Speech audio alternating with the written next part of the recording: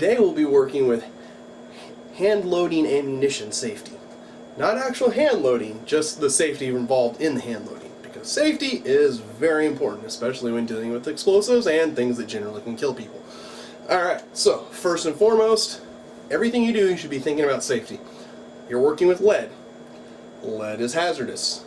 Lead is known to cause all kinds of problems, from birth defects to lead poisoning, which I actually met people who have lead poisoning. Do everything you can to avoid getting lead poisoning. Around here, a couple of things that you're definitely going to want. You want eye pro, because you only get one set of eyes. Don't waste them. I always wear gloves. These are nitrile because I like them. You can wear whatever you want, but the less contact you have with your skin and lead, the better.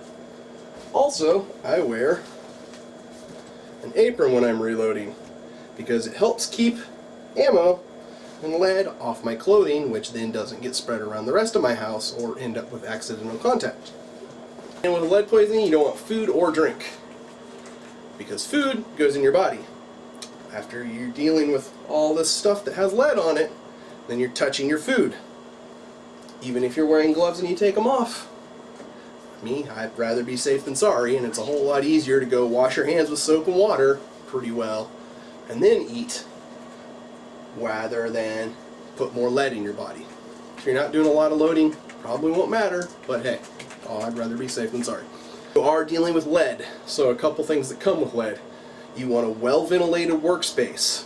Our workspace here is actually a basement, which is not the best for ventilation. If we were working, we have some industrial strength air purifiers that are going on and circulating air at all times. That way we're not inhaling as much lead. Do whatever works for you in your workspace, but seriously, ventilation matters. A few things about powder and component storage. We store all our components separately. You're going to want to make sure that you read and understand your manuals. Since we use mostly Dillon equipment, I'm holding manuals for our two Dillon machines that we use, and Dillon's also a company that makes a DVD that tells you about how to use their machinery. It's nice and informative, and it links up to the internet. Alright, make sure you read and understand the manuals before you do anything. This stuff is really complicated and easy to break, and once you break it, it's expensive to fix it. So make sure you read your manuals before you start playing with stuff. First time I started reloading, I did not read an entire manual for my machinery, and sure enough, I broke something. And it's not fun spending hundreds of dollars to fix things that you probably wouldn't have broken if you just read the manual. Work areas. It's very important to keep a tidy work area.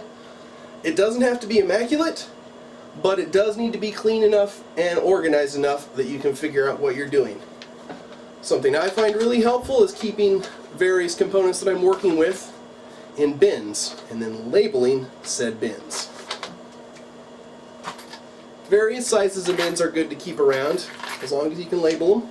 These have dry erase labels, so you can erase them and change them however often you want. Invaluable in a workshop. You want to keep distractions out of your work area. I know plenty of people who like to prime and do other things as far as reloading goes while watching TV or other distractions.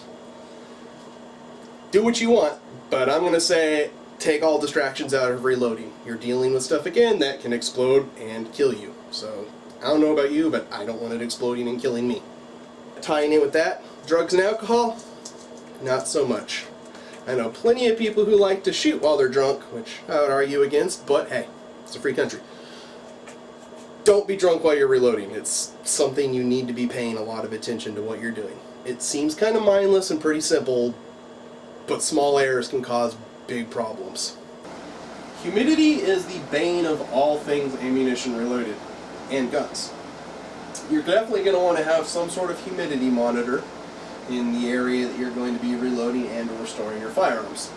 There's a reason that most safe manufacturers sell dehumidifier systems for their safes. We use this gigantic dehumidifier to dehumidify most of our basement, which works out pretty well. You want to keep your humidity between 35 and 40%. If you go over 40%, it's not that great, and if you go less than 35%, it causes a risk of static electricity, which then can lead to sparks, which then can lead to explosions. General things you don't want around things like gunpowder. that's pretty much it for safety. Thanks for paying attention, and have an awesome day. And now I can do my nails.